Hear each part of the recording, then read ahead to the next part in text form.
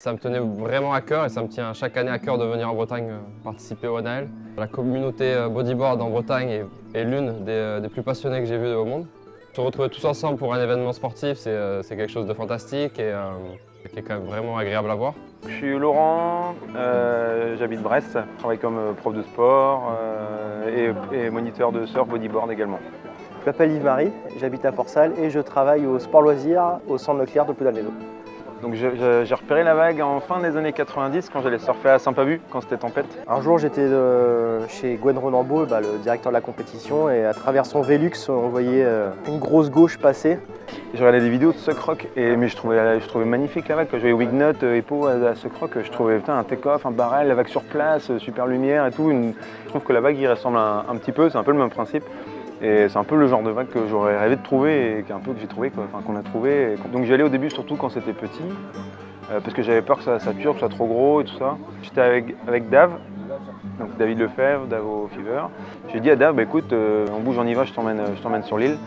On s'est chié dessus, on n'a pas du tout été, il y avait 2 mètres au moins, il y avait peut-être plus de 50. C'était vraiment carton, et donc on n'a même pas surfé la vague ce jour-là, mais on l'avait vue, c'est la première fois où je la voyais un peu, avec vraiment de la taille, quoi. Je me suis dit, mais ça serait génial de voir des pros là-dedans, quoi. Donc là, c'est chose faite. Je trouve que c'était l'édition la plus dangereuse. Après, au niveau organisation, c'est de mieux en mieux chaque année, mais ils ont fait le maximum qu'ils pouvaient. Décharger tout le monde, tout le matos, rien que les riders, plus les juges, plus les bénévoles, plus les photographes, plus voilà, ça fait un paquet de monde. Et là, c'est vrai que de nuit, Marriott, on s'est rendu compte aussi que ça passait beaucoup moins bien. Le bateau a mis une bonne demi-heure à pas accoster parce qu'ils n'ont pas réussi.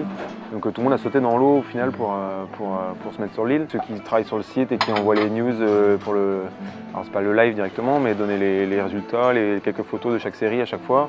Tout ça à coordonner, c'est pas évident du tout.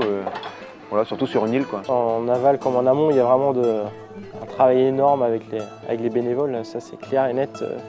Cette année c'était super vanté, peut-être que la pression de voir les dates filer les unes après les autres et que ce soit pas toujours lancé, ça aurait été la première date, on aurait laissé filer, je pense. Avec le gros vent qu'il y avait, des sacrés mouvements d'eau dans l'eau qui rendaient vraiment le placement difficile. Moi j'étais content d'être avec Mas dans l'eau parce que je sais qu'il se passe bien, je sais qu'il charge, donc ça me fait plaisir de voir un pote dans l'eau, quoi.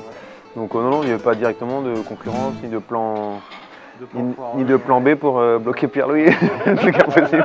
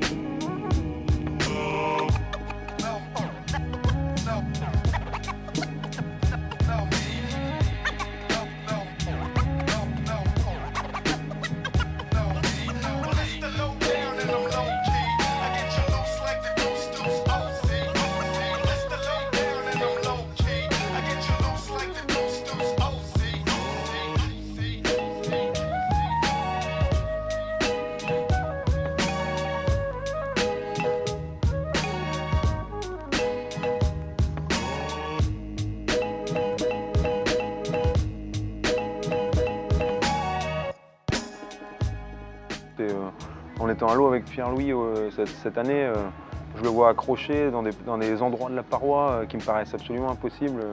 Sur la vague normale, je la subis un petit peu, j'essaie d'accrocher au bottom et me caler si je peux, et youpi, quoi. Et lui, il a 4 temps d'avance, il a déjà une manœuvre quand moi j'ai fait mon bottom. C'est ça qui m'impressionne le plus, quoi. Après, malgré que, évidemment, ce qu'on retient, c'est des énormes backflips, et tout ce qui est avant, c'est super impressionnant, je trouve. C'est vrai que Pierre-Louis, il a failli finir dans les blocs, voilà, mais je pense qu'il qui s'amusait, on avait l'impression qu'il était tellement un cran au-dessus qu'il s'amusait, il voulait chercher un peu à faire poser un trick là où personne n'a jamais mis, je pense que c'était un peu ça le truc. C'est l'idée. Après j'ai trouvé le reste de la finale comme super intéressant parce que Julien Séan qui au bout de 20 minutes on se demandait s'il était dans la série ou pas, tellement il n'avait pas de vague, qui déclenche un roll spin, après il enchaîne sur des rouleaux, donc du coup il revient dans la série. Borja lui il a un bon backflip comme assez tôt dans la série, donc il démarre bien et après il galère aussi un peu à trouver des vagues. Pareil avec Arnoux qui a un bon rouleau en droite, si mes souvenirs sont bons, qui met un roll spin, backflip là en gauche, il a ses 2 vagues, donc je trouvais que c'était, il y a eu, à part Pierre-Louis qui était vraiment au-dessus, je trouvais que les gars s'arrachaient les places et que c'était serré et que c'était, du coup il y avait enfin, à suivre, c'était super intéressant de voir l'évolution en fait, quoi. Premièrement, je vais remercier tous les organisateurs et tous les bénévoles pour ce boulot fantastique. Je disais tout à l'heure à la télévision que ça doit être la compétition la plus difficile à organiser, la plus isolée. C'est vrai que je suis vraiment ravi d'être là. Ça a été un peu la mission de venir et je regrette vraiment pas d'être revenu, d'avoir partagé ce moment avec vous. Tous les Bretons ici savent à quel point ça me fait plaisir d'être ici avec eux. Et à chaque fois que ce sera possible, je reviendrai. Je suis vraiment content d'avoir gagné, il y avait vraiment du niveau. Et voilà, félicitations à tout le monde et j'espère à l'année prochaine.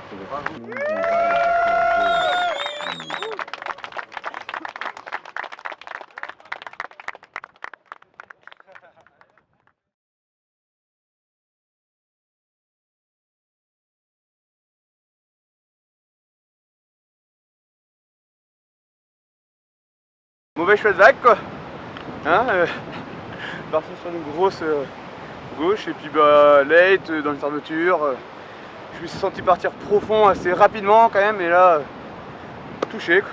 C'est coulé? Pas coulé non, ça va, j'étais content, je bouge tout, perdu une planche quand même.